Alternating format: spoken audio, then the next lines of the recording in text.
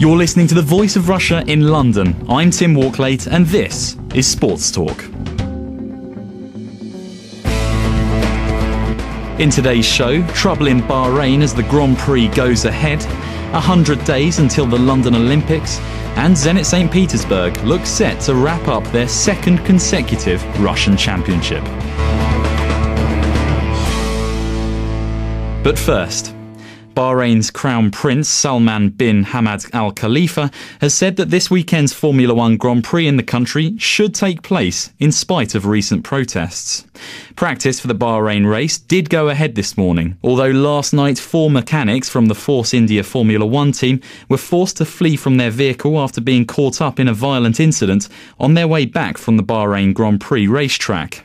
The mechanics found themselves in the middle of a protest which saw police clash with demonstrators and petrol bombs thrown at their car.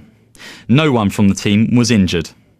The race was given the go-ahead by World Motorsport's governing body, the FIA, last week, amid speculation that the Grand Prix could be called off for the second year running. Earlier, my colleague Tim Eckott spoke to Kevin Eason, the motorsport correspondent for the Times of London. He first asked him what the latest situation was with the teams. They are being given instructions on how to travel to and from the track. So they're stepping up their security, their personal security. Obviously, those members of Force India have been rattled, but is this all becoming a big distraction for all of the Formula One teams in Bahrain? There's no doubt that it rattles away in the background in every discussion. Considerable numbers of the team personnel are very worried about their personal safety, but they're also just as worried about the impact that the sport is having on Bahrain. Now, Bernie Ecclestone was adamant that the race would go ahead. Do you think there's any mood in the racing teams that was a premature decision? Oh, I think that's been with quite a few of the team personnel for quite a while. I think if you took a straw poll, you'd discover quite a few would be happy to be at home right now. But they're here and they're dealing with it, which is pretty much all they can do. It's very difficult for people outside the country to gauge the atmosphere there. What do you feel being in Bahrain? Well, it's a curious mix because the city, the capital of Manama, is relatively quiet. I've actually just come across Manama, and it's traffic, people in restaurants, people going in and out of their hotels, but only a couple of kilometres from where I am in this hotel, there has been running battles with the police. So it's a strange, two sides of a coin. There's relative calm in some of the affluent areas of the capital, but in the villages and in certain parts of the city, there's quite a lot going on. And what have you been told about what will happen on race day? I mean, how tight a security cordon will there be around the track? Well, the authorities here are saying that the security will be what they call discreet, but I think there's no doubt that there will be very, very, very tight security, and the authorities will be very watchful. The more radical groups here are threatening 3 days of rage, and their target is Formula One, and they want to get closer to the circuit, and they also want to get into the capital city to cause some trouble. So we haven't really heard the last of this, but whether the protesters will be able to have an impact on Formula One and on the race, that we don't know yet. Well, that remains to be seen. That was my colleague Tim Eckott speaking to Kevin Eason, the motorsport correspondent for the Times of London, about the Grand Prix in Bahrain this weekend. Now, there's just 3 months to go before the world's largest sporting occasion hits London. Wednesday saw events across the city to mark 100 days before the Olympic Games get underway. Among them, the unveiling of a giant set of Olympic rings in Kew Gardens. The head of the committee organising the 2012 Games, Sebastian Coe, also announced the motto for the Games. It's Inspire a Generation. The Voice of Russia's own inspiration, Hal Davis, reports. 10,500 athletes, 7,500 officials and nearly 9 million ticket holders from over 200 countries. Almost everything about the Games will be big. And that includes the giant Olympic rings laid out in the capital's botanical gardens at Kew. 20,000 flowers are in the display, which was revealed to the public exactly 100 days before the Olympic opening ceremony in East London. Britain's Minister for the Olympics, Jeremy Hunt, said he hoped the 2012 Games would encourage more young people to take up sport. I'd want to inspire this generation of young people who are going to be here in their lifetimes, having the Olympics happening in their country. I want to inspire them to do more sport. So I want them to have a fantastic summer, but I want them to look at what's happening on their TV screens or go and see the games for themselves and say, actually, I want sport to become part of my life. And the head of the London 2012 organising committee, himself an Olympic gold medalist, Sebastian Coe, said the Games still had relevance for young people. I think the things that we've done through our education programme tell me that the Olympic values themselves for young people, Olympic and Paralympic values for young people, are often a metaphor for life. While the man in charge of the Olympic movement, Jacques Rogge, risked offending Australians everywhere. The head of the International Olympic Committee saying he was confident that London would surpass Sydney as the best Games ever. But it seems many ordinary Londoners have yet to fall for the IOC's flattery.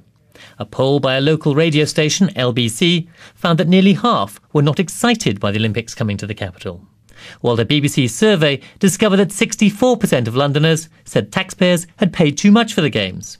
In 2005, it was estimated the Olympics would cost Britain £2.4 billion. The actual cost, it's now thought, will be far higher, £9.3 billion.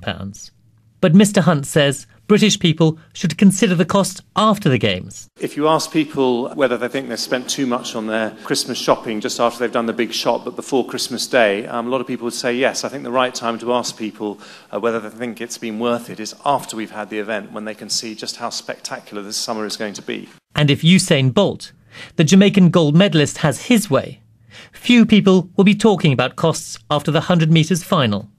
He's promising to run the distance in 9.4 seconds, smashing the current world record. Hal Davis there.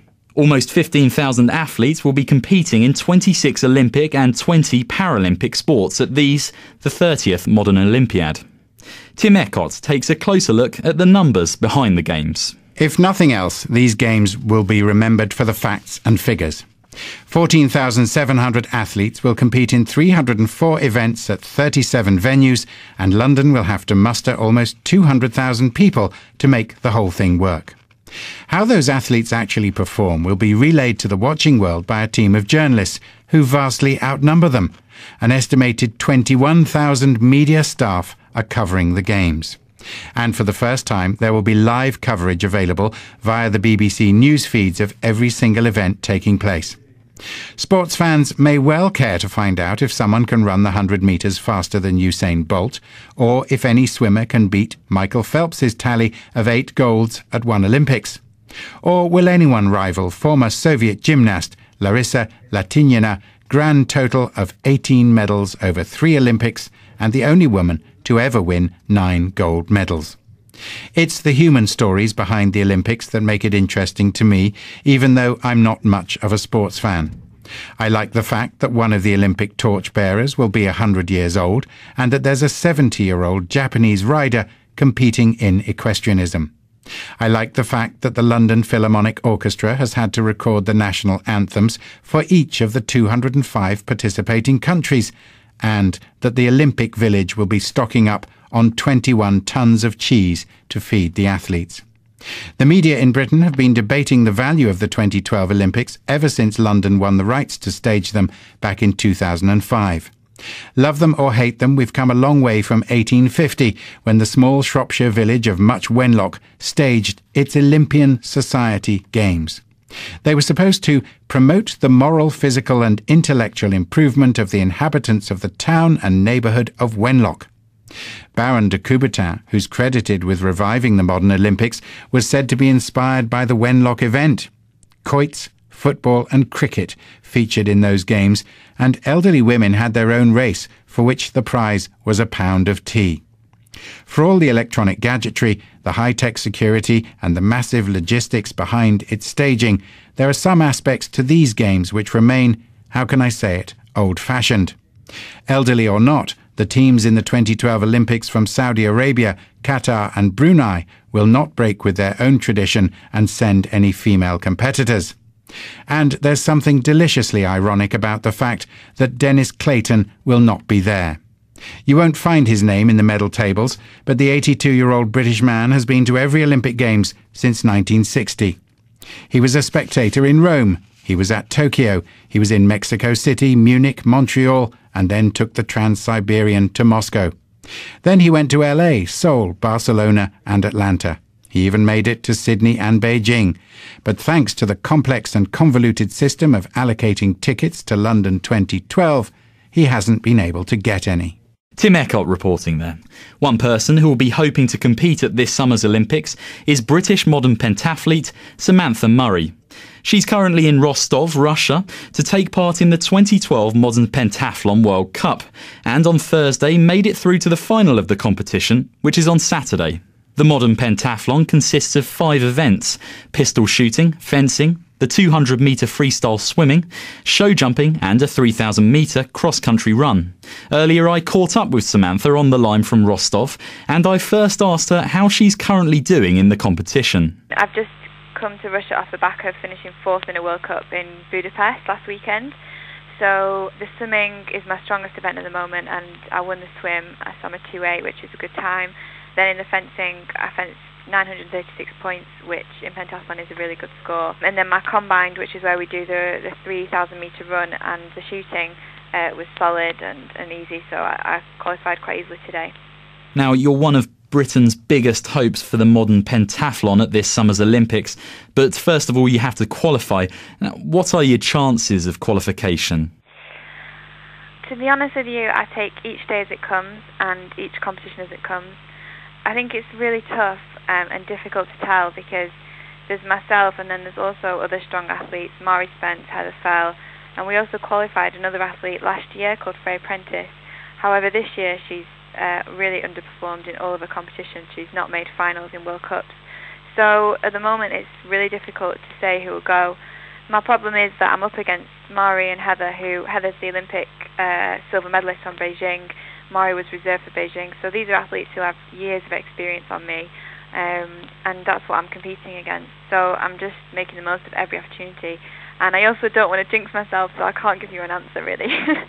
You said you were up against people with great experience. Now, Britain has an excellent record in the modern pentathlon.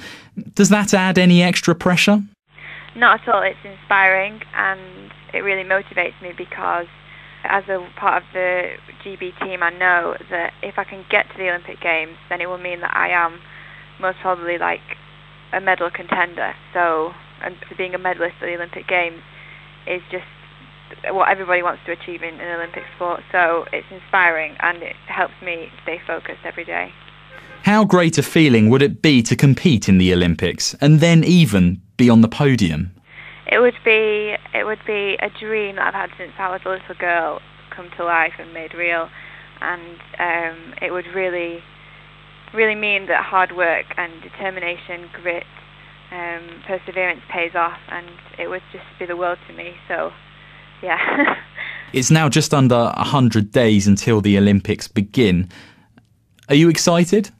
Yeah, it's an exciting thing, but I'm focusing on each day at a time and what I'm doing today.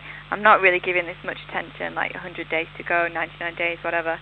It's there, and the Olympic Games is looming, so I've just got to use every single one of those days. It's pressure, so it's tough. The modern pentathlete Samantha Murray talking to me a little earlier.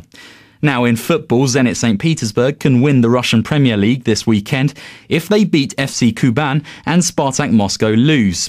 Zenit are currently 12 points clear of Spartak Moscow with just 5 games remaining, while Spartak have to win this weekend to stand any chance of remaining in the title chase. Zenit's coach, Luciano Spalletti, says on the club's website that the possibility of securing the championship in this match can only stimulate the team. If Zenit win this weekend, it'll be the second consecutive year that the St. Petersburg club have taken the title. Staying with Russian football, Anzhi Makhachkala's Brazilian star Roberto Carlos has teamed up with other foreigners from the Russian Premier League to produce an anti-racism advert. Carlos announces in the advert that, while you're throwing bananas, I am fighting hunger in Brazil. The advert is being produced by the Dojd television network. Russia, which is hosting the 2018 World Cup, has been criticised over a string of racial incidents in the past few months.